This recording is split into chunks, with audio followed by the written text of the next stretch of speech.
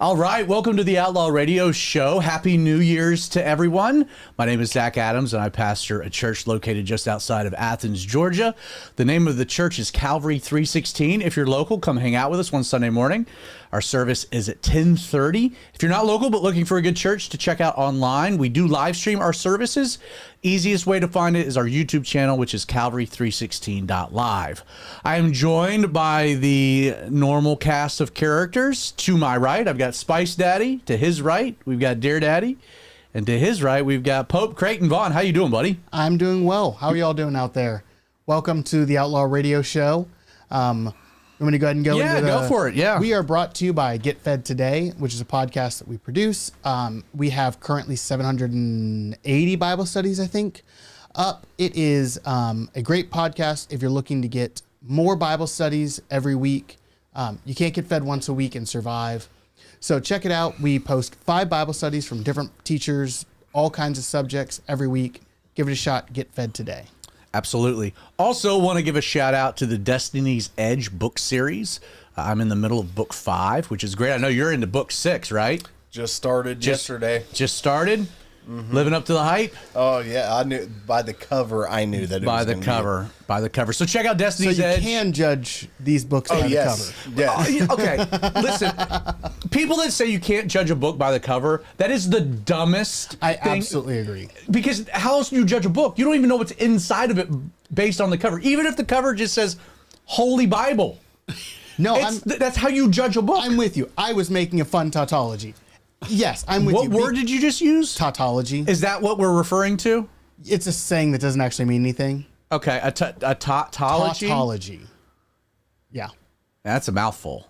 Anyway, I agree. You can judge a book by its cover. Because you have to. It's the only way you judge a book. If a book sucks, the publisher doesn't have any faith in it, won't put any money in the cover. And you know who has one of the best cover arts? Destiny's Edge. That's right. Absolutely. No, Find them on Amazon. Yes, you can find them on Amazon. Just search Destiny's Edge. I also want to just bring up very quickly, there's a fan of the show, and I got to be a little vague here just for confidentiality, but there's a big fan of the show, good friend of ours, whose son, Lawson, over the holidays had some big kidney issues. And so I guess has a bit of a history, 10-year-old boy, a bit of a history with kidney issues. They've been in and out of the hospital through the holidays. Lawson is doing great, good numbers, trending the right direction. But I told our friend that we would open the show by just letting you guys, the audience, know if you take a minute sometime this week and just pray for Lawson, pray that the Lord would continue to heal his kidneys, and that God would perform a miracle and maybe just take away the whole disease altogether, so this isn't something that he has to grow up and live with. So want to throw that out. New Year's, how are you guys doing? I mean, we were originally not planning on having an episode tonight. We were going to release one of our Everyman interviews. But instead, my schedule flipped around, was able to get in very quickly under the gun. So we decided to do an episode tonight. It is the beginning of a new year. It's weird to think 2026, right? Isn't that a weird thing? It is so weird. Not really. It's not really. Why do you say? Trying to remember to quit signing things was as 2025. Yes. I've had that issue at work a few times. Because everybody goes through this every year, and I don't understand why it's such a big surprise. It's not a surprise. It feels it's a number weird. change. It feels weird. Okay, so like weird. growing up, it was all about 2000. 2000 was the big number, you know, all through high school. And I graduated in 2001. Like we did 2000, but like even I just thinking about graduating is like imagining the Roaring 20s, and like we're halfway through the 20s. Yeah.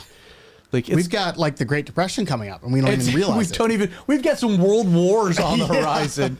It's just, again, it's such a kind of a crazy thing to think about. 2026. I kind of had thrown it your direction in one of our group messages. Any predictions for the year? It doesn't even have to be like political, or it can be anything, but just any thoughts or even beyond a prediction, goals, plans. I don't worry about tomorrow. I let tomorrow worry about itself. What does that even mean? That's another one of those tautologies that mean nothing. No, that's in the Bible. Tomorrow can't worry about anything. I know. Never mind. So you don't have any plans for 2026? Goals, predictions, aspirations, Spice? I gave up on those a long time ago. You're just a defeated man. I just go with the flow. A man and his pepper poppers. That's right. Maybe try some new hot sauces. That's about it. Any teasing for pepper poppers for this year? Some ideas maybe percolating in your brain? Yeah, I think we're gonna start up a new segment of those. Our new. You're doing top 10s, but yeah, I'm like doing what top topics 10s. are you thinking? I think this next one, I'm gonna get into a little bit of music. Okay, some Christian music or music yeah. in general? Christian music. Like your top 10 90s ska bands? There will definitely be some ska on my top 10. Okay. Okay.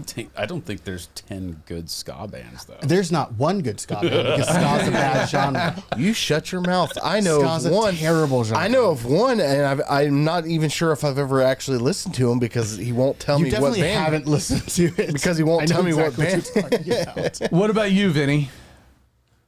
Get my golf game figured That's true. out. So explain to the audience that you've now been bitten hard. Bitten hard. Yeah, It'll do that. I started playing golf with my boss when I was working in construction at 16. Lived on a golf course for a couple of years. Played every night. This is back in like your early 20s. I was 16, 17, 18. Okay. I put away my clubs when I turned 20. Just got busy, started a company, hadn't touched them since. And Didn't even have clubs. Yeah. I took them to a pawn shop and got rid of them because I just knew I was never going to golf again. And Never is such a fun word, isn't it? broke my shoulder blade in a car accident, broke both my collarbones. You're like, my golf game's gone. Yeah, my golf Done. game's gone. It's over, done with. And then my kids took me to Top Golf for Father's Day last year. Man, Top Golf is fun. It's legit. it is fun, especially if you play Angry Birds, where you actually like have to hit specific targets. And so apparently I'd been talking about it a lot subconsciously, and my wife took it very seriously. And You apparently have been dreaming, and in your dreams been talking golf. Because your wife texted me a couple weeks before Christmas and was like, hey, I want to get Vinny some golf clubs.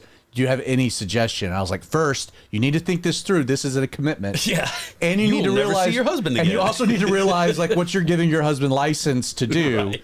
And I think your wife was game on all of those check the boxes. I sat there last night and replayed the entire game that we had yesterday with her, and she wants clubs now. So you got close for Christmas. Yep. And you went out and kind of like played 9 holes with some knuckleheads. Yeah, played Bobby Jones in Atlanta, which is It's an old person. it's an course. old people's course. If I had to put a name on it, there was 2 challenging holes on the front. But you walked it. It was a we good walked it. It was easy. Hackapalooza. Yeah, it was not what we did yesterday. So That was the most complicated and difficult course I have ever been on. so Where'd you guys play? we played Providence. Oh, yeah. And so Randy, I had yesterday. I mean, if you have a January 60-degree day, Yeah. you're gonna try to take advantage Tee of it it. up. Yeah, you're gonna tee it up. And so most of my buddies work 9 to 5s, and so we have to play like towards the end of the workday. Mm-hmm. Randy is my one brother in the church that loves to play at any time, and so it was like, Randy, you want to play 18 at Providence? And he was like, absolutely. And then it was like, I wonder what Vinny's doing. And so we invited Vinny to go play with. So it was me, Randy, and Vinny. Nice. And we played best ball to make it better. Which was awesome. And anybody getting into golf, Best ball is the best way to play. If you're I not. recommend that Yeah. because it took all the stress out. Yeah. Yeah. Like playing with those guys at Bobby Jones, man, we had to let like 3 groups play through, and they were very annoyed with us. And it was best ball's the way to go. It is the way to It made go. it fun. It made it unstressful. I don't regret anything. We shot a 75. Nice. Yeah, we were 3 over. That's We really were good. 3 over with a double bogey on the dog leg on the back. What was that, 15? The one over the marsh. Yes. Yeah. Yeah. That one's a killer hole. And that was the only reason we doubled it. Is it was the one hole that I leaked my driver to the left, and we had to play out of. But out of that fun. bench draw to the left. Yeah. Yeah, that That'll was do fun. it. That'll But do Vinny actually got us out. it. Oh, nice, Vinny. Yeah, Vinny. He's like, just whack it as hard as you can. I had to shoot through a cedar tree. It was awesome. He hit it. And I turned to Randy. I was like, I didn't think there was any way that was going to get through. I was like, that's why trees are 90% air. That's what Yep. you always have to That's remember. what they tell you. So Vinny's golf game is his new ambition Oh, for. man. I'm hook, line, and sinker. So for years, and again, just some friendly banter, getting back into the swing of things. For years, so I've been on X previously known as Twitter since I think 2010, like early, like when it first came out. So I've been on it for years, sometimes more than others, but I've had an account, been on it forever. The church has had an account forever. And as long as I've known Creighton, he's done nothing but completely fart on Twitter. Like, don't want anything to do with it. Stand by everything I said. Stupid. Stand by everything I've ever said. I have no interest in this whatsoever. And now he has a Twitter account. Well, and so like closing out, last year, 2025, we let you guys know that Pope Creighton had an X account that we created for him because Pope Creighton was available. So at Pope Creighton, it was made to be, and we ran it for a little while, and then finally Creighton was like, okay, give me control of it. And so I sent over the login, changed the passwords or whatever. And then like within one day, I get a message from Spice Daddy that's like, so did you give this to Creighton, or have you just mastered Creighton's voice and are still running this as a parody account? I was like, no, he hasn't. Creighton, explain you're wild. So You've gotten in so many fights. You have all of the Mormon world hates you. I don't know what exactly I did. But when I first got on, I started following some of the like apologetics guys that I like, people who do like street evangelism, getting arguments on the internet, that kind of thing. And I ended up getting on Mormon Twitter, which I'm still like half of my For You page is Mormons talking heresy, which annoys me. So I then respond to their heresy, and boy, are they feisty.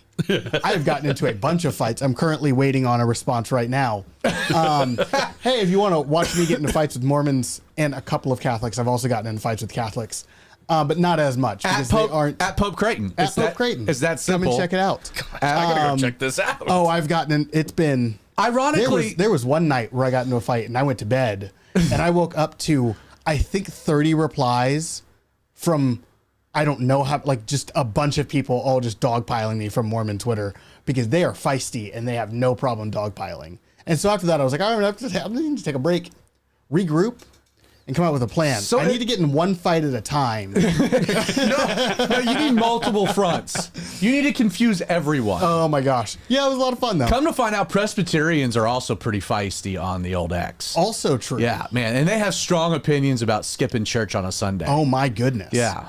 Yeah, Which this is is very, it was still very so interesting. strange to me. Yeah, Still so strange. So yeah, I lobbed a few bombs, and then I had something go viral over the holidays. Yeah, which you was did. Kind of interesting. So That's right. I commented on a football game halftime show that had Snoop Dogg, and it was like wholesome. Like you ended up with Italian guys at the end singing like grand cantatas. Like it was like the best halftime show. You want to find the actual video? Can you find what I posted? And apparently, people had opinions on it because. I mean, at one point it had over 180,000. Yeah, just the initial comments. A lot of people was like, they didn't even read your. I had no idea what happened before they replied. I have noticed that happens a lot. People will not read and just reply on instinct, and they're like, I don't know how to respond to you because you didn't respond to me. And then the best part is that at some point early on, Vinny catches wind of it and is like, oh, I'm just going to start launching bombs at people leaving comments. And I'm like, I don't read the comments. Like, you just can't read the comments. And Vinny's like, I mean, hand grenade after hand grenade, just tearing into people. And I got like 100 followers off of that, too. And finally, I hit you up and I was like, man, dude, what are you... And you're like, I got your back, man. I was like, I didn't even know I needed someone to have my back. Nobody makes fun of my friends. What was the latest number? Did you find the numbers on that? Anyway. What was the date on that? That was anyway, Christmas Day. That was Christmas Day? Yeah, I have a thing that I'd like to get to this year. I have a project for a video that I'd like to do that I've been putting off because I'm intimidated by it. And my goal is to get it done this year. Hopefully in the first part of the year because there are going to be follow-ups if it goes well. A video, explain a video. that. I want to do, so there's a book series that I really like called The Wheel of Time. It's incredibly long and very complicated. And a YouTuber I really like made a 12-hour video explaining the entire plot in detail. And I ate it up. I think I've watched it all the way through once, and I put it on in the background a couple of times. Okay, real quick, I got the data on that. Okay. 259,000 views. Yeah, 12,000 likes. 584 reposts, 235 comments, most of which were Vinny. So you had a video thing you're wanting to do this year. Yes. What I want to do is do a full, like, verse by verse summary of the book of Genesis. Like narrative summary. So you're going to summarize each verse? Summarize. I don't know if I'm going to do each verse or if I'm going to do each section. But do like so that you can go on and be like, what happens in chapter 15 of Genesis? Like, who are the players? What do they do? What are the outcomes? Yeah. You can go to my video and click, chapter 15, 16, and 17 or whatever it is, and get like, hey, these are this is just me explaining the narrative of Genesis. I want to do the entire book. You have to just include in whatever like subtext of like the authoritative commentary. Right. Because you are Pope Creighton. Yes. So it has to be infallible. Anything that I say on video It should be. is infallible. Yes. It should be infallible. Obviously. That's a joke, by the way. Yes. I am very fallible. Ask my mother. She knows. So I want to pivot. So today's show is I've been wrestling with a guy, with a character in the Bible, and in fact, really just trying to figure out like what is this guy's deal. What's the thing? What's the lesson? Because I mean, the Bible has like limited space of what it's presenting, and everything is authoritative. Everything is inspired. There's a point to it all, and God's trying to communicate things to us through all the different nuances, even nuances. The rabbis even held the spaces between the letters in reverence. I mean, it was every part of it's God breathed, and yet as you're working your way through. Specifically the back end of 1 Samuel and then through all of 2 Samuel and then even into the first 2 chapters of Kings and then the parallel that you'll find in 1 Chronicles, you have like lined up with the life of David, you have this very interesting character, Joab, who, if you're making a movie of the life, is a like you're going to make sure you cast that guy as notable. Because he's all over the place. Like he's an essential character, and just a book and a half, 3 books of the Bible. Like it's crazy, and yet it's such an interesting like what's the point of Joab? Like so much, he plays such an important role, but he's mysterious. Why? And I have, as I've been teaching through, so at Calvary 316. I've been doing a series called Harmony of the Histories.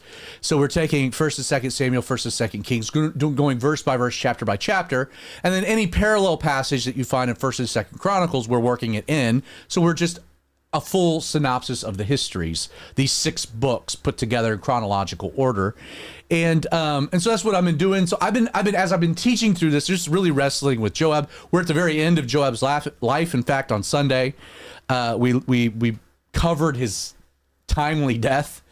And I had, in fact, Spice and I over the holidays got together and we were hanging out and talking about Joab and just trying to like unpack like what is the deal with this guy.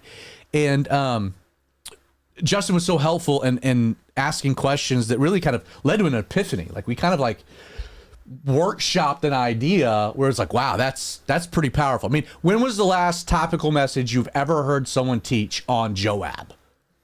Never. Like you've never heard someone say, let's talk about Joab. And yet I think like when you really do look at his life and you get into it and then you try to explain what the point is, you end up stumbling upon not just a profound idea, but one that I would garner to say is incredibly relevant to today's Christianity. You already know the spoiler, but you would agree with that, right? Yeah. Well, that's how when we were workshopping. I mean, we were just bouncing stuff off of each other, and it just kind of like what's the deal with this guy? Yeah, it just kind of clicked all of a sudden, and it just kind of snowballed from there. So, laid it on an idea, and then the debate became: do I, in the middle of our series on Sunday, do I take a break and just do a topical message on Joab?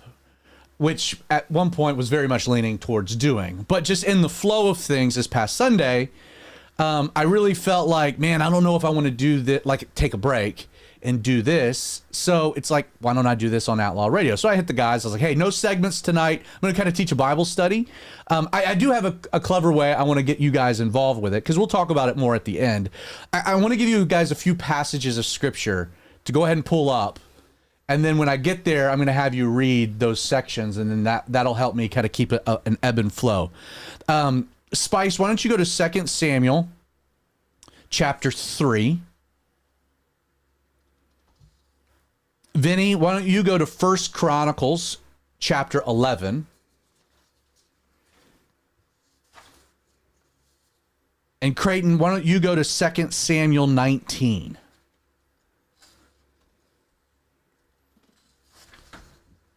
And so as we work our way through the life of Joab, and this is the thing, for those of you that have been on this journey with us through the histories, this is going to be a lot of overview and recap. I hope you'll find it interesting and informative.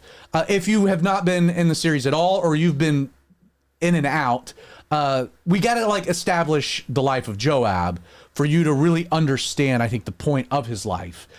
Joab is a very interesting person. We're not really given his origin. We don't have his childhood or his birth story.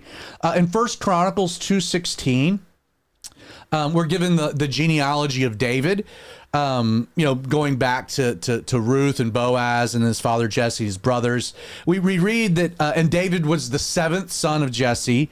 Now their sisters were Zeruiah and Abigail. So David's sisters were Zeruiah and Abigail. And the sons of Zeruiah were Abishai, Joab, and Ashiel, 3. Abigail, the other sister, bore Amasa. And the father of Amasa was Jether the Ishmaelite. So that's how Joab gets introduced within the genealogy of David. David has a sister, Zeruiah. Zeruiah has 3 sons. Those sons being Abishai, Ashiel, and Joab, who's our main character. So understand up front that this means that Joab, the character in reference, is David's nephew. So they're very much related. And David is subsequently Joab's uncle. And so there is a deep familial connection between Joab and David, and really the sons of Zeruiah. David is, in some regards, a big brother. There's a connection there. Again, we're not given the origin stories. We therefore know that they're also Joab was of the tribe of Judah. We also know that he grew up in the region of Bethlehem. And so we have some pieces that we can put together. Now, David, we focus on his story when we're looking at the histories, and his time there in the fields of Bethlehem, tending sheep, to his anointing there with Samuel, to then David and Goliath, and then his time in Saul's courts, and then kind of his training, his rise, his marriage to Michal, Saul throwing spears, David running into the wilderness. Now, Job's not specifically mentioned, but in 1 Samuel 22, the chapter opens, David therefore departed and escaped to the cave of Adullam. So when his brothers and all his father's house heard, they went down there to him, and everyone who was in distress, everyone who was in debt, and everyone who was discontented gathered to David. So he became captain over them, and there were about 400 men with him. So we can surmise that David goes out on the run. He's running from Saul. He's a fugitive. He's a wanted man. He retreats after some time in Gath, a layover in Nob. He gets to the cave of Adullam. This is common territory for David. His family, again, because of their connections to David and Saul's vitriol towards David, they end up going into hiding as well. They go to David. We're told specifically, so when his brothers and all his father's house. So it's very likely that at this point, Joab, a young Joab, and his brothers and their mother, along with the family clan, they rally with David at the cave of Adullam. They become part of David's entourage. And therefore, Joab will stay with David for the duration. This is when this connection is made and it deepens. A good example of this, and to further substantiate this early connection that Joab has with David, in 1 Samuel 26, verse 6. So the next mention of Joab, it's not actually a mention of Joab, but a reference of him. David, this is the second time that David ends up stumbling upon Saul in a place of vulnerability. David is trying to articulate to Saul, I'm not a threat. And so he asks who wants to go with him to go into the camp, cut off a little portion. We find it mentioned that Abishai, the son of Zeruiah, brother of Joab, ends up volunteering to go with David down through the army, through the camp, passing a sleeping Abner to cut off the peace. So Abishai, who's probably the oldest brother, is referenced as the brother of Joab. So this gives us the idea that, again, the families with David, Joab, Abishai, the other son, Ashai, they're all together. They're with David. They're in the wilderness, which means they're on the run. They're living on the lam. And these three boys, Joab, they look up to David. I mean, they have just sacrificed everything in their life to follow David. They believe that David is the anointed king, that God has his hand on his life, that Saul, that the anointing has been removed from Saul, that Saul is an imposter. These guys are very much loyal to David, behind David, rallying around David. They love him. Again, he's their uncle. He's family, but they're deeply loyal. Now, as this develops, Saul dies. Abner goes to Ishbosheth, who is the only living son of Saul, to make him king.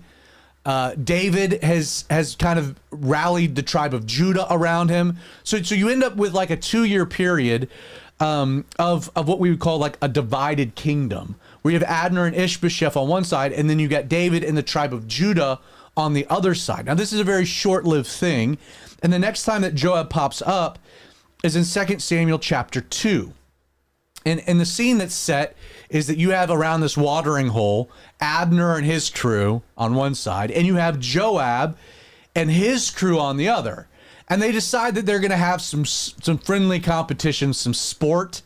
That snowballs into a bloodbath, and Abner goes to flee. He goes to run away, because, I mean, Joab and his boys, I mean, it was a shellacking. Asiel, who is Joab's other brother, who we're told ran like a gazelle, he is on Abner's footsteps. I mean, Abner's running, Asiel's right behind him. Abner warns Asiel, stop it, this is going to end poorly for you, back off. Asiel keeps going, and Abner ends up doing a rope-a-dope, flips the sword around and rams it through Asiel, kills him there on the battlefield. Joab continues to pursue him, but Abner gets to a fortified city, and so Joab leaves, which is just a terrible thing. Now that leads us to 2 Samuel 3. So that's you, Spice. Verse 22. So again, setting things up a little. Ishbosheth ends up getting murdered. Abner sees that this divided kingdom's not working. Abner is trying to bring everyone back together, so he goes to David. He's trying to have a truce, trying to have an accord. David capitulates. David sees the bigger picture, a unified Israel, a kingdom under his reign. So he extends friendship, camaraderie to Abner. Now, Joab wasn't there. He hears about all this. So pick up the story, verse 22, 2 Samuel 3. Just then the servants of David arrived with Joab from a raid, bringing much spoil with them. But Abner was not with David at Hebron, for he had sent him away, and he had gone in peace. When Joab and all the army that was with him came, it was told Joab, Abner the son of Ner came to the king, and he has let him go, and he has gone in peace. Then Joab went to the king and said, What have you done? Behold, Abner came to you. Why is it that you have sent him away, so that he is gone? Do you know that Abner the son of Ner came to deceive you, and to know you're going out and you're coming in, and to know all that you are doing? Keep going? Yeah, keep going. When Joab came out from David's presence, he sent messengers after Abner And they brought him back from the cistern of Sirah, but David did not know about it. And when Abner returned to Hebron, Joab took him aside in the midst of the gate to speak with him privately. And there he struck him in the stomach so that he died for the blood of Asiel, his brother. Afterward, when David heard all of it, he said, I and my kingdom are forever guiltless before the Lord for the blood of Abner, the son of Ner. May it fall upon the head of Joab and upon all his father's house, and may the house of Joab never be without one who has a discharge, or who is leprous, or who holds a spindle, or who falls by the sword, or who lacks bread. And then verse 37 says, for all the people and all Israel understood that day that it had not been the king's intent to kill Abner, the son of Ner. Then the king said to his servants, do you not know that a prince and a great man has fallen this day in Israel? For I am weak today, though anointed king, and these men, the sons of Zeruiah, are too harsh for me. The Lord shall repay the evildoer according to his wickedness. So you have this situation where David is trying to unify the people. And in unifying the people, he's taking a step to extend an olive branch to Abner, who is a player. Like Abner had been Saul's right-hand man, had been very much connected, had a relationship with David, had known David. And so David, in a kingly gesture, extends the olive branch of peace. Abner receives that. Abner's leaving. Joab gets word. Now, what's amazing to me is that Joab, and it gives you a little insight, he's ticked off right from the bat, and he's got no problems voicing, like there's no reverence that Joab has with David. He goes to David and is like, what are you doing? You know what I mean? Like there's a full-blown rebuke that Joab levies at David, which, I mean, that takes some gall, which means that Joab has some credibility. Like he's proven himself, he has some merit, and he's not a respecter of persons. It's like one of the first things you kind of learn, like, I love you, David, but this is a mistake. Not to mention my brother died from this, you know? And so, you know, David's not going to do anything. So what does Joab do? He takes it into his own hands. He sends for Abner to come back to the gate, which is a place of peace, place of negotiation. And what does he do? He cold-blooded murders Abner, rams him through, cuts him open, bleeds him out, and it's a desecration. In fact, like David gets word of it, this throws the whole peace thing into turmoil, and David has to like publicly rebuke all of this, but does he actually do anything with Joab? The answer is no. David even makes the declaration, like, I'm weak, I might be king, but these sons of Zeruiah, these three, they're too much for me to handle. And David doesn't. In fact, like that phrase, like that refrain that David gives, like these sons are too much for me, he'll give that on two more occasions. He'll repeat it, 2 Samuel 16 and 2 Samuel 19. I mean, the sons of Zeruiah were constant thorns in David's side. But does he ever do anything about it? He doesn't. He doesn't, which is very interesting and telling. Now, Joab, we have this unified country, all of the tribes under the reign, the leadership of David.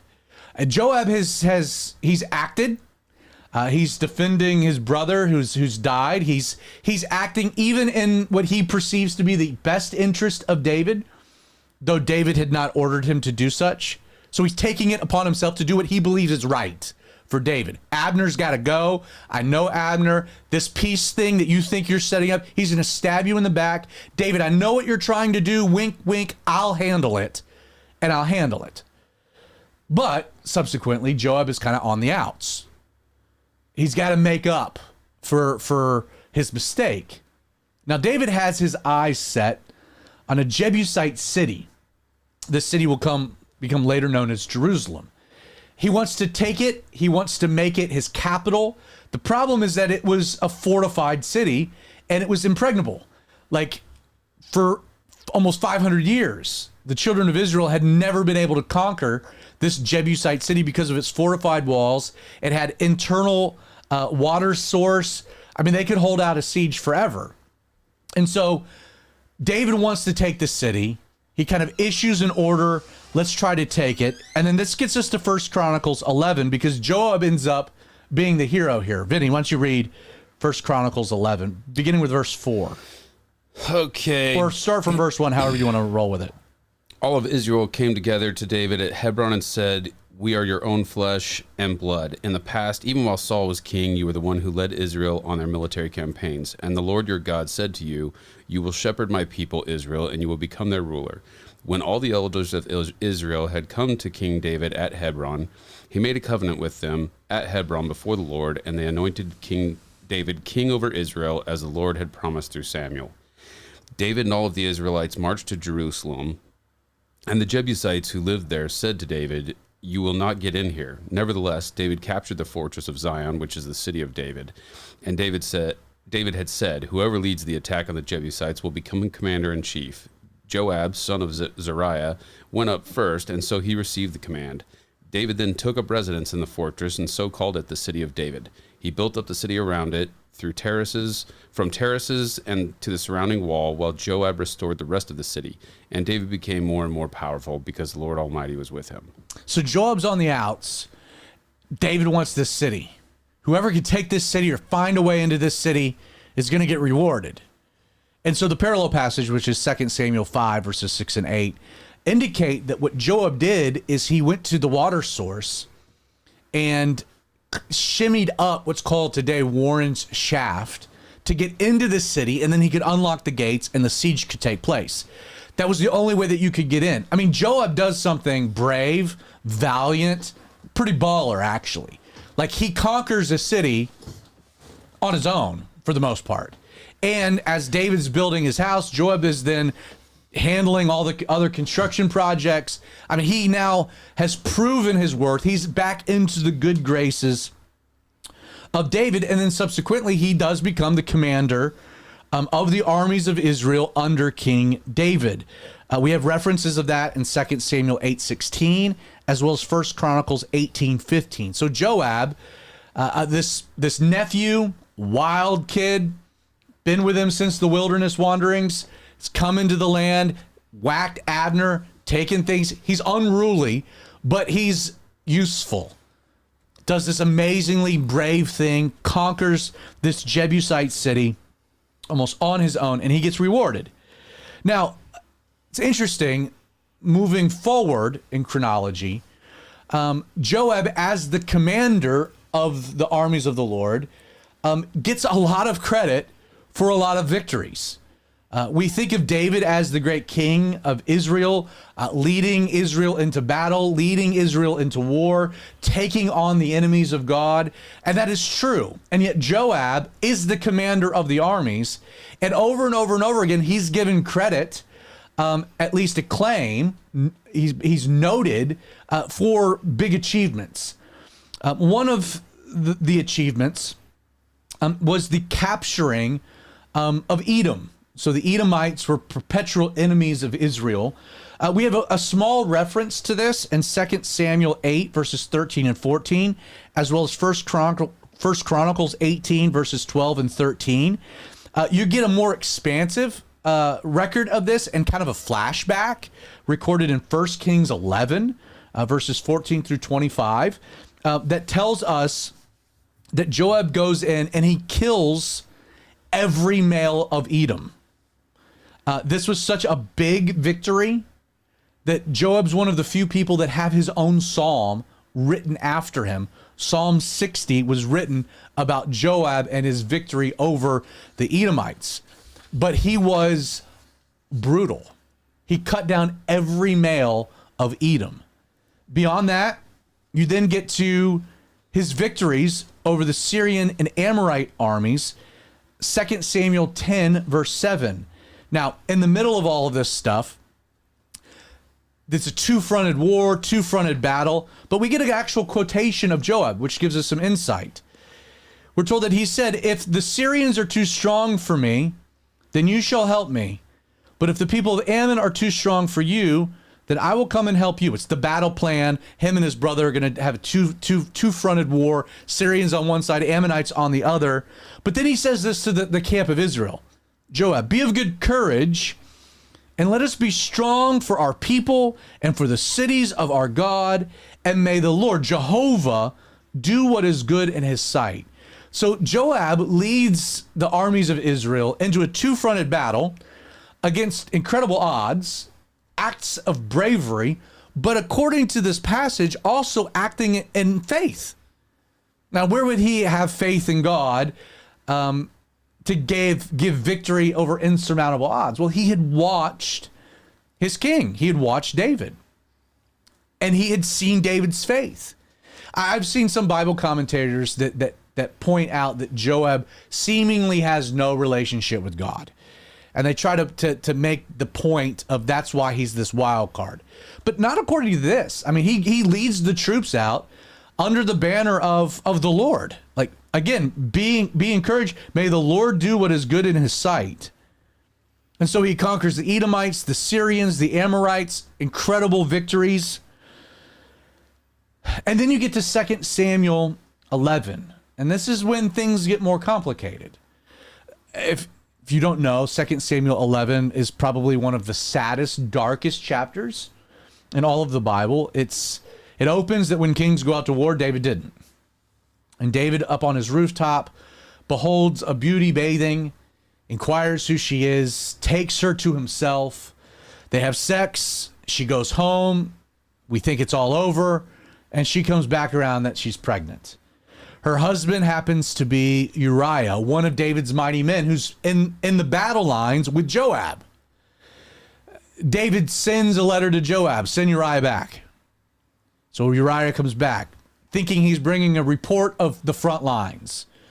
David tries to send him home so that he would have a conjugal visit. The child he would think would be his, but Uriah was a noteworthy, honorable man. He was a good man. And he refused. David even gets him drunk. He still refuses. David, realizing that there's no way that he's going to get this man to sleep with his wife, and therefore the deed will be uncovered eventually, he sends a note by the hand of Uriah to Joab, instructing Joab to set the stage by which Uriah might be killed. Now, Joab doesn't exactly follow to the letter what David suggested. In fact, he approaches it even more shrewdly. He hatches a plan that when David would get a report of it, David would be like, "What are you thinking? That's stupid military strategy." But then the note was to come, "And we lost Uriah." Like David says, take him out, but it's Joab that hatches the actual strategy that they could do this and cover up any suspicion of ill will or malcontent. And then Uriah dies. David marries Bathsheba. They think there's a cover up. But Joab always knew. Like Joab knew. Nathan the prophet would come to find out. God would reveal it to him. Obviously, other people would come into the know, Bathsheba. But Joab always knew the nitty gritty. Like he had an ace in his pocket. But again, let me get you guys' thoughts on Joab up until this point. Is he loyal to the king? Or is he not? Depends on if you're asking the King of Kings or of King David. No, to David. Is he loyal or is he not? I would say he seems to be loyal to David. He seems to be very loyal to David. He's willing to kill a man that he was friends with, ostensibly like Uriah, because they were both mighty men of valor. They had probably known each other for years, had been in many battles together, and he was willing to kill Uriah for David. Yeah. I mean that's an argument, but at the same time, David, like he completely undercuts David with Abner. I think he's so unbelievably loyal that when he feels like David's not doing what needs to be done, he takes that upon himself, which I could say from working for very successful companies, I have been in that situation where I'm like, the owner's an idiot. Like, we should be doing this or you're going to destroy our business. And I would take that initiative and then we would get knocked down, drag out fights over what. Right. And I sense that with Joab. So there's a difference, and I think we can qualify that there is a difference between obedience and loyalty. 100%. Mm-hmm. Is Joab obedient to David? Not always. Certainly not always. Is he loyal to David? Absolutely. I would think so. I would think that even, like he was saying, even in killing Abner, he was doing it out of loyalty for David. That's interesting. At least that's the way that it seems Yes. from the way that it's being presented. Spice. No. And we already kind of discussed this when we were working through this. I think he's loyal to what he think God wants. And at this moment in time, he believes that God wants David on the throne, in which sense he's loyal to that aspect of things. So he's not loyal to the process God wants David to be on the throne. He's just loyal to what he thinks God. Yeah. Interesting. Let's continue his story, because we're not even really at the halfway point. I mean, again, you feel like a whole lot of these books have included Joab because they have. Like when you just, he pops up here and there, but when you actually take the time, I got 4 pages of stories that Joab is either the main character or the B character. It's amazing how much we know of the guy, yet you've never heard a Bible study on Joab. When David was supposed to go into war, and likely as all of this is happening with Bathsheba and Uriah, Joab is out on the front lines. And we have 2 different passages that record some of the happenings during this time. 1 Samuel 26, 1 Samuel 12, verse 26. Actually, that should be 2 Samuel 12, verse 26. 1 Chronicles 21 and 3. Let me read. It happened in the spring of the year, at the time that kings go out to battle, that Joab led out the armed forces and ravaged the country of the people of Ammon, and came and besieged Rabbah. So this is when David is checking out sleeping beauties, bathing beauties. But David stayed in Jerusalem. That plays out poorly. Now Joab ultimately defeats Rabbah, overthrew it. Then David took their crown from his head, found it to weigh a talent of gold, and there was precious stones on it, and it was set on David's head. He also brought out the spoil of the city in great abundance. He brought out the people who were in it, put them to work on the saws, the pick irons, the axes. David did all this to the people of Ammon, and David and the people returned to Jerusalem. Now, in the Battle of Rabbah, what happens is Joab is about to gain a victory. Like they've captured the water source. He sends word to David, hey, you need to come to gain the victory. Which again is like, you talk about loyalty. Mm-hmm. The guy looking out for David. David's been back at home doing things he shouldn't have been doing. Joab's been fighting the battles that David should have been fighting. Joab has been covering up the sins that David is committing. But then when Joab could have maybe taken the victory and exalted himself, he sees it as an opportunity to prop David up. Like, David, you need to come now. I'll hand you the victory on a silver platter. It's almost like Joab looks down on David to an extent. That he sees himself as kind of like David's protector or David's babysitter. Now, at this point, keep in mind, David's probably like 60. Joab's probably in his 40s, 45. I mean, these are not young men. Now, fast forward to 2 Samuel 14. You have complete abject dysfunction in David's family. At this point, oldest son rapes daughter, brother of daughter. Absalom kills older brother. Absalom, fearing for his life, flees to grandpapa's house in a different kingdom for refuge. And then you read, and this is 2 Samuel 14, verse 1. So Joab, the son of Zeruiah, perceived that the king's heart was concerned about Absalom. Now, isn't that interesting? Like, Absalom's been gone for 2 years, roughly. And Joab, again, the chapter opens, Joab perceives that the king's heart was concerned about Absalom. Like, does anyone know David better than Joab? Probably not. He perceives that the king's mourning, like this whole thing with Absalom is a deal.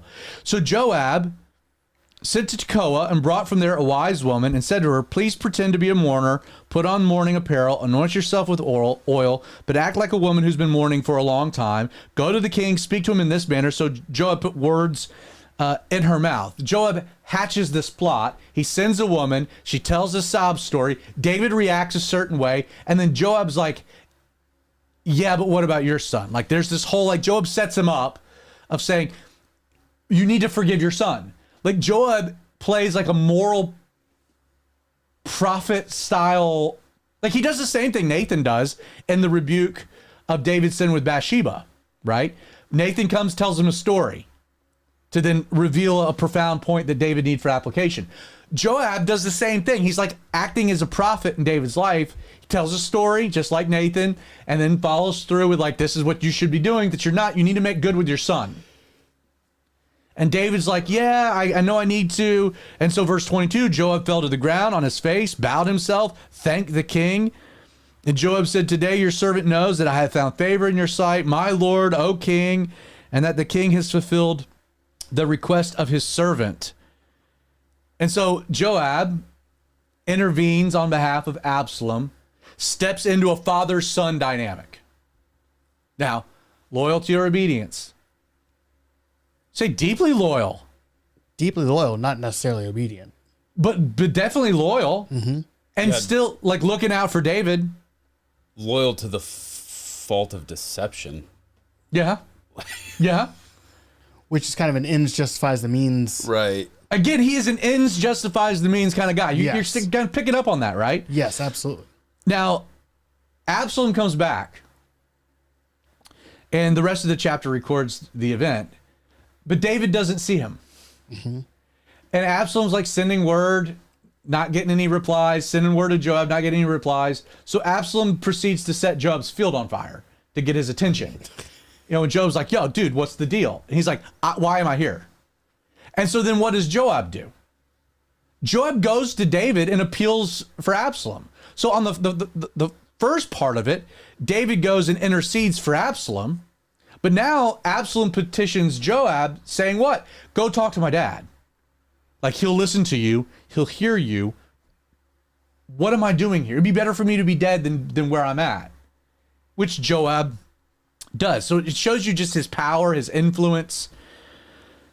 Now, Joab will rebel against David. Absalom? Absalom rebels against David. 2 Samuel 18. And in the course of everything that ends up taking place, how everything ends up playing itself out, there's a battle between the two sides. You have Absalom and Amasa, his general, David and Joab, his general. They're fighting. God's giving the victory to David.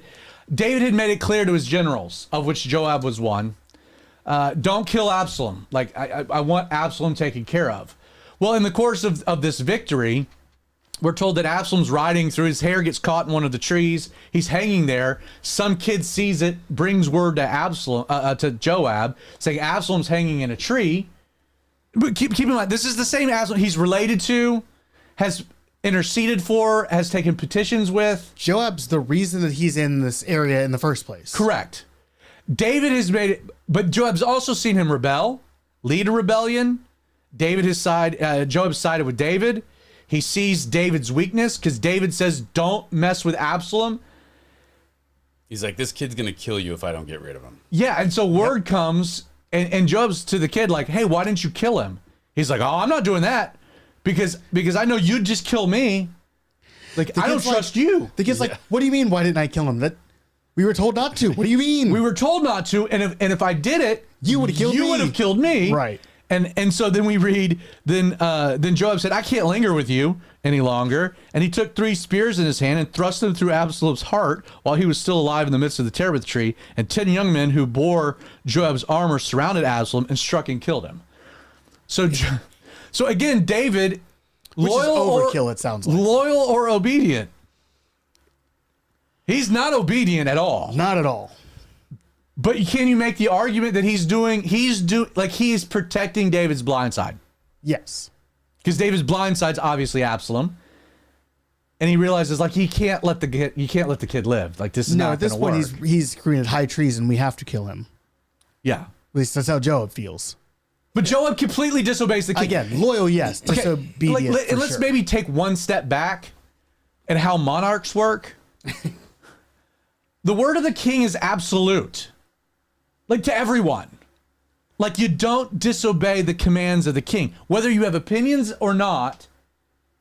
We would call that, like today we call it treason.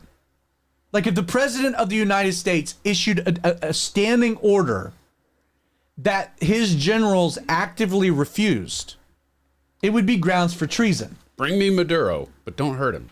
Right. Mm-hmm. Like it should be, at least when you're reading it, shocking. Like that any king would allow someone like Joab to just do what he wants is an amazing thing. Do you think that David had the same blind spot for Joab that he had for Absalom? Because he wasn't going to kill Absalom for his treason, and he's not killing Joab now for his treason. I think, or do you think they're separate ideas? I think that they're separate, but maybe related. Again, I made the point on Sunday that like it blows my mind as you go through this, like that David doesn't deal with Joab. Mm-hmm. Like, why don't you deal with him? And it's like, it's his nephew. Like, you have to keep that in mind. And like, we were at Christmas dinner, and I'm looking at my sister and her son Lucas, and it's like, what in the world could Lucas do that would cause me to have him killed? Mm-hmm. Like, I mean, the bar would be very, very, very high, if not existing anywhere. Why? Not because I necessarily care all that much about Lucas. Love you, kid. But I'm not going to have to deal. I have to deal with Natalie, my sister. Like, you know, David's like, you know, the only reason I'm dealing with these boys is like Zariah. Like, and you know, every time Joab's mentioned, it's mentioned Joab, the son of Zariah. Like, it always makes the emphasis of like, kind of letting you know why he gets away with things, because he's the son of Zariah. Doesn't even mention, this would be an interesting study, doesn't mention his father. Mm-hmm. Okay. How many other characters in scripture are constantly referred to as being the son of their mother and not the son of their father? Because the normal thing, David's son of Jesse, right? But Joab's always referenced as the son of his mother. Could it tie into the fact that in some regards, Joab, that there is a father-son dynamic? That Joab maybe had lost his father? Or the fact that she's royalty by blood and her husband married into it? Could be. But again, I think that's an interesting, how many, a challenge for all those out there at Outlaw Radio, popecreighton@gmail.com, send it to us. Are there any other characters that are constantly referred to as the son of their mother? Which is interesting. Now let's get back, because not only does David kill Absalom, but then they're about to go and send word to David. And what does David do? He's like, whoa, y'all chill out. He doesn't need to know right now. Like he slow plays, like Joab completely controls even the way the narrative is going to get back to David. Which is smart if you don't want to get killed by David. But is also second-handed and treasonous, and manipulating, right? Now let's get to 2 Samuel 19. And I think that's your passage, Creighton. Indeed. Because, so David gets word that Absalom is dead, and he's mourning in Hebron. But there's like a kingdom that needs to be unified. And I think Joab probably does one of the most brazen things he's ever done regarding his relationship with David, which is insightful. Read what happens. 19:1? 19 verse 1. And Joab was told, behold, the king is weeping and mourning for Absalom. So the victory that day was turned into mourning for all the people, for the people heard it said that day, the king is grieved for his son. And the people stole back into the city that day, as people who are ashamed steal away when they flee in battle. But the king covered his face, and the king cried out with a loud voice, O my son Absalom, O Absalom, my son, my son. Then Joab came into the house to the king and said, Today you have disgraced all your servants who today have saved your life, the lives of your sons and daughters, the lives of your wives, and the lives of your concubines, in that you love your enemies and hate your friends, for you have declared today that you regard neither princes nor servants. For today I perceive that if Absalom had lived and all of us had died today, then it would have pleased you well. Now therefore, arise, go out, and speak comfort to your servants. For I swear by the Lord, if you do not go out, not one will stay with you this night. and that will be worse for you than all the evil that has befallen you from your youth until now. Then the king arose and sat in the gate, and they told all the people, saying, there is the king sitting in the gate. So all the people came before the king, for everyone of Israel had fled to his tent. Do you think that there is an authority structure in this relationship at all? Not a good one. Joab's wearing the pants in this family. My goodness. I mean, David's lost his son. Why? Because Joab killed him. Right. And he killed him because David was being short-sighted, and the idea that there could be a reconciliation with Absalom, that would work out. So he takes everything into his own hands. Like, who's really the king right now? Joab. Joab.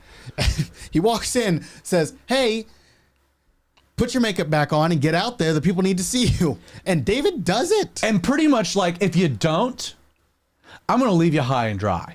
And so will everyone else. Yeah. And I'm going to take them with me. Right. Now, what happens is, yes, David goes out the kingdom. But then David, just like earlier on, in dealing with the fallout of Ishbosheth and, extending an olive branch to Abner to try to bring about reconciliation. 2 Samuel 19, verse 13 tells us that David, to try to, again, an olive branch, replaces Joab as the commander of the Lord's armies with Amasa, who happens to be another nephew from Abigail. So, cousins, Joab and Amasa, both nephews. So Amasa becomes the commander of the Lord's armies. Amasa had sided with Absalom. But this is David's way of trying to bridge the gap. Now, do you think a man like Joab is just going to roll over and have his job handed over to a weakling? Especially when, as you read on, Amasa's really not qualified for the task. And he was an enemy until 5 minutes ago. Yes. So you get to chapter 20. You have this rebellion of a guy named Sheba. And David tells Amasa, yeah, go deal with it. But Amasa tarries, all the armies are together. Joab's watching all this happen, and he's like, this is bullcrap. And so Amasa shows up, and Joab, drops his sword. And as Amasa, he greets him, but then he switcheroos as he picks up the sword. He just runs him through. This is his cousin, the commander of the armies, under the edict of the King David. And Joab's like, yeah, you know what? Not on my watch. Hunts him down and guts him like a fish. And then leaves him bleeding out in the road where everyone's freaked out. No one wants to walk by. And so Abishai, the other brother's like, you're either with Joab or we're coming after you too. And everyone, and then they go, and then there's the story where Joab goes to the city. They're going to lay siege to it.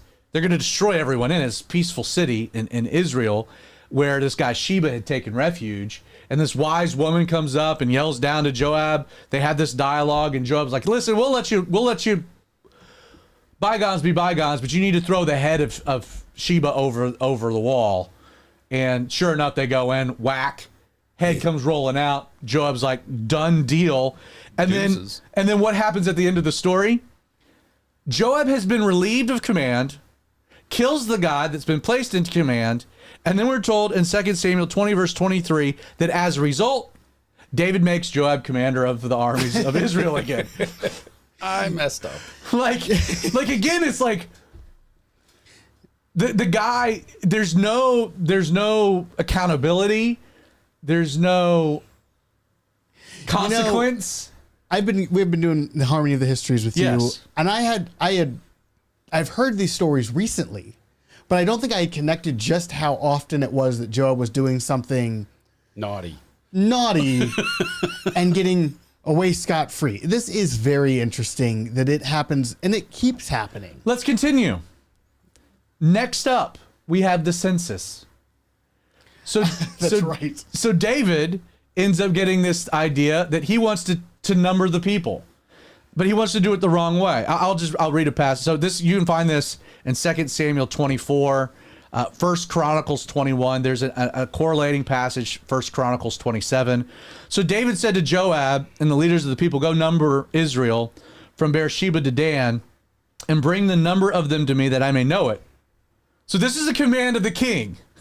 So Joab answered, may the Lord make his people 100 times more than they are, but my lord the king, are they not all my lord's servants? Why then does my lord require this thing? Why should he be a cause of guilt in Israel? Like, hey, we're not supposed to do this. What are you thinking? Nevertheless, the king's word prevailed against Joab. So Joab completely objects. Like, David, we're not supposed to be doing this. Like, what are you thinking? In fact, God has said not to do this. So Joab is now defending God in God's honor. Like, God's clear in his word. If we do this, there's consequences. We don't need to do this. But David like doubles down. Therefore, Joab departed and went throughout all Israel and came to Jerusalem. Then Joab gave the sum of the number of the people to David. Again, the corresponding passage, 1 Chronicles 27, verse 24, tells us specifically that Joab miscounted the people, that he didn't actually really do what David really wanted him to. And we're told all Israel had 1,100,000 men who drew the sword. Judah had 470,000 men who drew the sword. But he did not count Joab, the Levites, or the Benjaminites among them. Why? And this is an amazing thing. For the king's word was abominable to Joab. That's the thing that was abominable to him at this point. Dude, remember, That's wild. He's killed Uriah. Yep. He's killed Abner. He's killed Amasa. He's killed Absalom. All the dudes in Edom. All the dudes in Edom. He got that one town to cut Sheba's head off and roll it to him. Yes. And now David asks him to do, this is what's fascinating, an unbiblical command. There's plenty of times that David asks him to do things that wouldn't violate the law, that wouldn't be a contradiction to Scripture. And Joab, but here he is, he's taking moral stand. He's like, this is not, we can't do this. And he still has to do it, but he doesn't do it completely. Why? Because what he was told to do was an abomination to him. It was abominable to him. Now, you get to 1 Kings. And we're told that David's dying. He's on his deathbed. He's very old. He's weak. He's frail. He's really not up to the job. We don't know if Joab knows that David has picked Solomon or not. I think we can infer maybe Joab did know. Either way, Adonijah, who's technically the oldest of David's living sons, decides to take the throne for himself, assume power. Again, birthright, he's the oldest. We're told that he, again in 1 Kings, verse 7, he conferred with Joab, the son of Zeruiah, and Abiathar the priest, and they followed and helped Adonijah. And so Joab and the high priest are probably looking and thinking the 17-year-old kid, Solomon, that's not it. But Adonijah's a peer. Like, he's the same age as them. They've probably had a relationship for years. Adonijah consults with Joab, which gives him a measure of say, honor, respect, the commander of the army, the high priest. So Joab ends up being in league with Adonijah to the point that they sacrificed oxen and cattle, verse 19, sheep in abundance, invited all the sons of the king, Abiathar the priest, Joab the commander of the army. Solomon wasn't invited. So this coronation party that they're having, Joab is present. And yet in the course of this, Nathan the prophet intervenes, talks to Bathsheba. Bathsheba talks to David. Nathan jumps into the conversation. Adonijah's trying to take the throne. David enthrones Solomon, blows the trumpet. Solomon rides on the mule through town. There's this great exaltation. Verse 41. Now Adonijah and all the guests who were with him heard this noise as they were finishing. And when Joab heard the sound of the horn, he said, "Why is the city in such a noisy uproar? Ruh-roh, that's not good." Now, Adonijah gets dealt with. Joab is still the commander of the armies of the Lord. Solomon is king. David is king. They co-regent for a period of time. And then in chapter 2, in David's final words to Solomon, verses 5 and 6, he says, "Moreover, know what Joab the son of Zeruiah did to me, and what he did to the two commanders of the armies of Israel, to Abner the son of Ner, and Amasa the son of Jether, whom he killed. And he shed the blood of war in peacetime, and put the blood of war on his belt that was around his waist, and on his sandals that were on his feet. Therefore, do according to your wisdom, and do not let his gray hair go down to the grave in peace." So David is dying, and he instructs Solomon, you're going to need to deal with Joab. Now note, David doesn't tell him what to do. Like, David doesn't actually issue an execution order. He says, do according to your wisdom, right? So Solomon will have to figure all that out, which then you get to 1 Kings chapter 2, and Solomon instructs Benaiah, who's another baller, who will probably deserve his own topical message, to kill Joab. Joab goes to the tabernacle to try to plead for mercy. It's not given, and he's cut down. The life of Joab. Let me give you 2 other details before we try to unpack what this means. 1 Chronicles 26, verse 28. So this is the part of Chronicles where David, they're ordering, it's the organization of the temple, how the treasury will work and all this. You get this weird passage. "And all that Samuel the seer, Saul the son of Kish, Abner the son of Ner, and Joab the son of Zeruiah had dedicated, every dedicated thing was under the hand of Shemeleth and his brethren."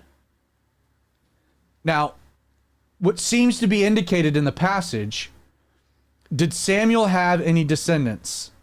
No. Did Saul have any living descendants? No, not really. Did Abner? Not that we have reference. Do you know that there is 0 mention in the Bible of Joab having a wife, having a genealogy, having any kids whatsoever? There isn't. The indication is that everything Joab owned ends up being dedicated to the temple treasury. Like, that ends up being his legacy at the end. Now, again, it's not placed into the context that it was a negative. Was it willed? Well, it's put in the same list as Samuel, right? Which, again, is very interesting to me. What's also worth noting, 2 Samuel 23, verses 8 through 39, 1 Chronicles 11, verses 10 through 47, provide for us an incredibly lengthy, detailed list of David's mighty men of valor. You have Abishai, the brother of Joab, mentioned. You have Ashiel, the brother of Joab, mentioned. These were 2 of the 3 sons of Zeruiah. You even have Nahari, the Bareloth, armor bearer of Joab, mentioned as a mighty man of valor. Excluded from the list, both lists, is Joab. Joab is not mentioned. He's not recorded in the history provided for us in 2 Samuel, or God's recollection of the history provided for us in 1 Chronicles 11. He is mentioned as it relates to both of his brothers being included, and his armor bearer is included. But Joab is not included, which means that there's something deeply wrong about Joab from God's perspective. So again, loyal, maybe? Obedient? No? How do you reconcile? Again, a ton is written about Joab. He is not a throw-off character. Now, here's where I'm gonna pivot, because this is where I think I land with Joab. And this is what makes Joab, I think, very relevant for us. Like, Joab was a man, and let's be honest, did Joab have a king? Yes. Did he? Well, I mean, he had a king. Did Joab have a king? no. No, he didn't have a king. He did whatever he wanted, Not too one much that he to have his own listened to. king. He did whatever he wanted to, Yes. whenever he wanted to, under whatever justification he determined. He would act in the way that he determined would be best for David, whether David agreed or not. He'd act in what he felt would be best for Israel, even if David agreed or not. Joab was a man without a king. He was a man who didn't respect any authority. Did Joab have any authority in his life? Joab. Zero. Yeah. It was Joab. So he's a man without a king, a man who didn't respect authority, in a nation that had a king who had been anointed by God as the sovereign authority.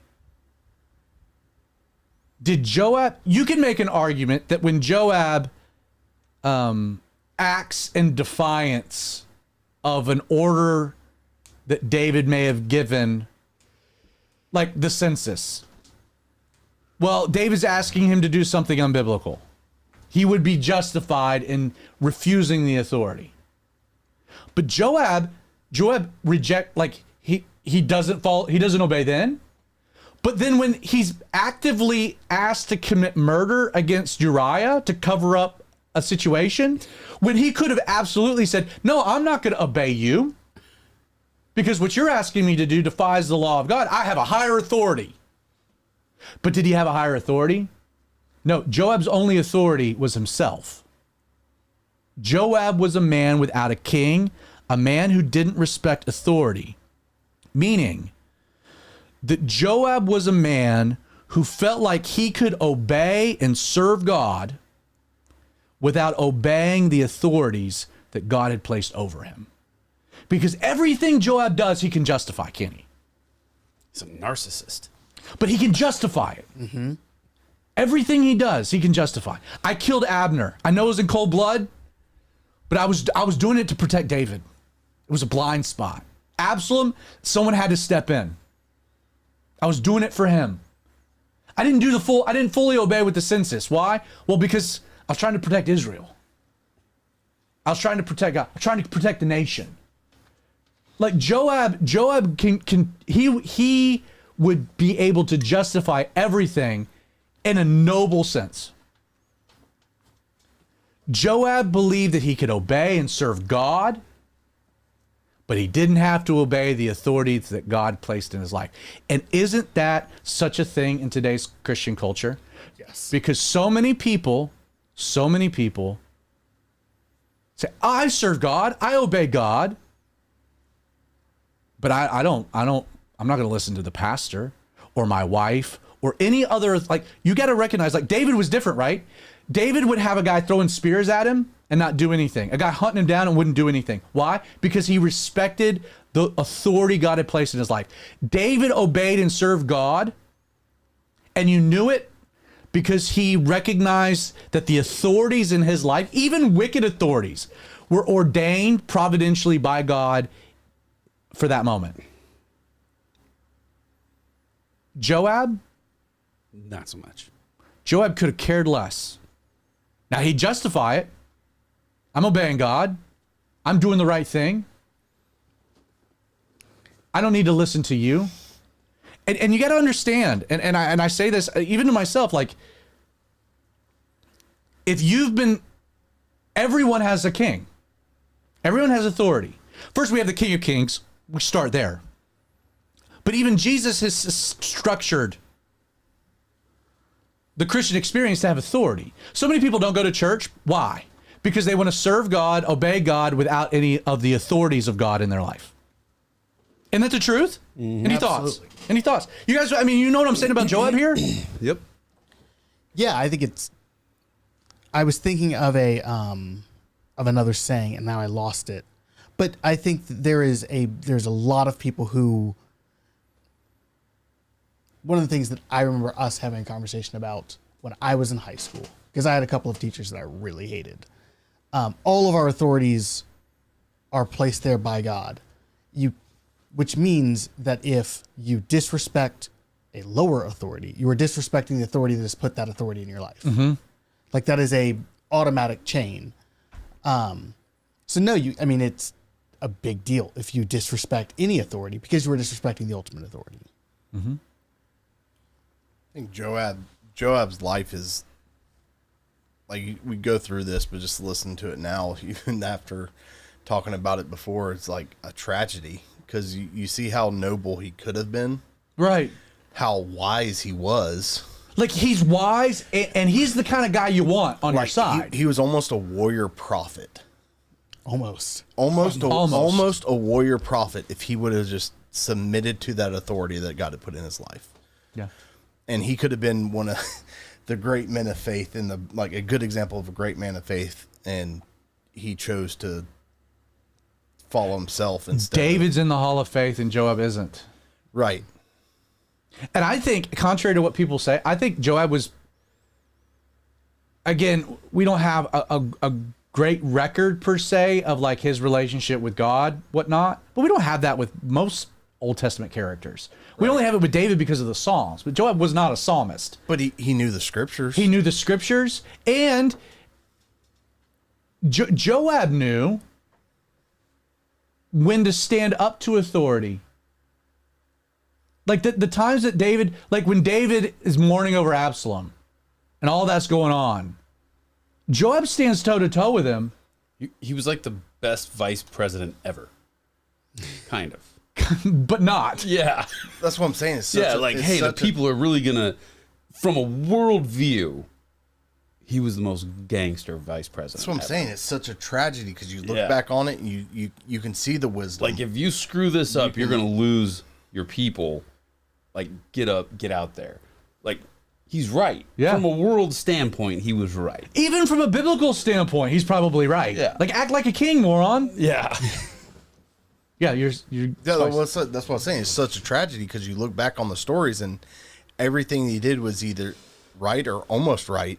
He just did. If he would have just submitted that authority and stood up to the authority that God placed in his life when that authority was wrong in the eyes of God, it would have gone a whole completely different direction. And here's this is the other thing. When someone doesn't have a king, when someone doesn't respect authority, when someone's their own arbitrator of right and wrong, right? They'll end up taking stands on the wrong thing and refusing to stand up when they should. They'll stand against authority when they shouldn't, and they won't when they should. Like, Joab should have absolutely stood up to David when he got a note from the king about Uriah. But does he then? Nope, just goes along with it. Actually, says, I can do you one better. I'll do it even better than you can think. Right? Mm-hmm. So it's just, to me, it's just an interesting tale. He was a man without a king. He didn't respect authority. He felt like he could obey and serve God, but he didn't have to obey and serve the authorities that God had placed in his life. And the tragic lesson that Joab teaches is you can't do that. Because Joab dies. Like, he ends up getting the correct judgment, a justified judgment. Live by the sword, die by the sword kind of judgment. Yes. And he leaves no legacy. I think it was interesting the way he died, too. Yeah, the tabernacle, holding on to the horns. The horns of the altar. Like, now you choose to go to the altar, Right. to seek authority on that, and instead of going to it before, when all these times you could have gone to there before. And It's almost like the symbolism of that is Joab saying, everything I've done has been in the service of God. Mm-hmm. And God at that point is like, but you didn't serve the authority I put in your life. So you weren't serving me.